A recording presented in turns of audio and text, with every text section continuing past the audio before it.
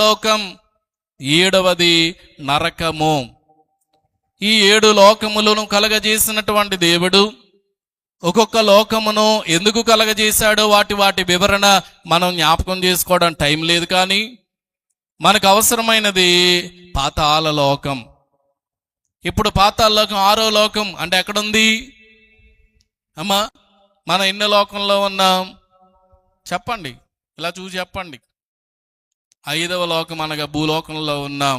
భూమి క్రింద పాతాళ లోకం, అటు క్రింద నరకలోకం. ఇప్పటి వరకు నరకలోకానికి వెళ్ళిన వాడెవడు లేడు.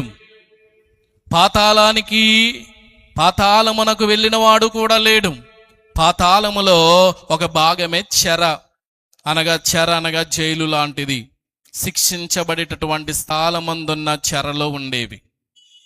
పాతాళంలో ఏముంటుందో తెలుసా? యాతన, వేదన, ఏడుపు, పండ్లు కొరకడం, కఠినంగా హింస, అగ్ని జ్వాలలు. పాతాళమే మరణము చెందినటువంటి వారందరూ వెళ్ళేటువంటి స్థలం పాతాళం. అక్కడ భక్తులు ఉన్నారు, భక్తి హీనులు, చనిపోయిన వారందరు ఆత్మలు పాతాళానికి వచ్చిన తరువాత ఈ లోకములో సజీవులుగా ఉన్న వారి కొరకును, ఆయనకు ముందు కాలములో చనిపోయిన వారందరి కొరకును ఆయన ఈ లోకమునకు, అందుకే యేసుప్రభువు వారు పాత నిబంధనను నెరవేర్చుటకు క్రొత్త నిబంధన కాలములో వచ్చినటువంటి వాడు. పిల్లలు మనకు గమనించినట్లయితే యేసు ప్రభు వారు సిలువలో 7 మాటలు పలికారు. అమ్మ గుర్తున్నాయా? మన గుడ్ ఫ్రైడేకి గుర్తున్నాయి కదా. 7 మాటల్లో 5వ మాట ఏంటి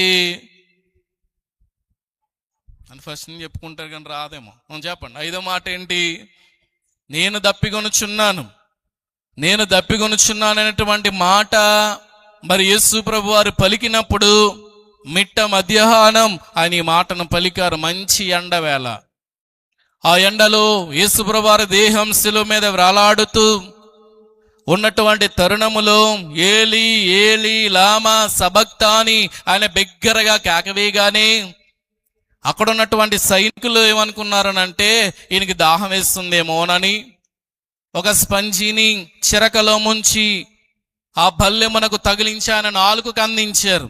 కానీ ఆయన రుచించలేదు, దాన్ని ఆయన టేస్ట్ చేయలేదు. కానీ ఆ సందర్భంలో మనం జ్ఞాపకం చేసుకోవాల్సింది ఏంటో తెలుసా?